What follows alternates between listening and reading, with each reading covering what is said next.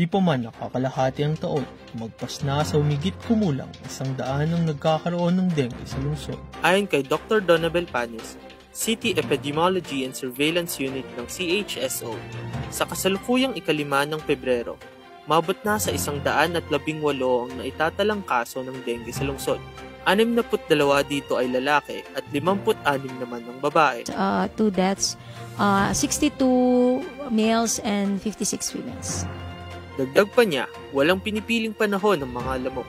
Kapag tag-araw o tag-ulan, mataas pa rin ang tsansa na magkaroon ng dengue. Telling everyone that even in cold season, walang ulan, may dengue. Kahit ganoon pa man, patuloy sa kalinisan campaign ng mga barangay upang maiwasan ang muling paglobo ng dengue. Paalala pa rin sa publiko na takpan ng mga aring pamugaran ng lamok. Gayon din ang maya-mayang paglilinis sa mga bakuran. Nag-uulat, Enrique Naknak, mula sa PIO Baguio, Balita.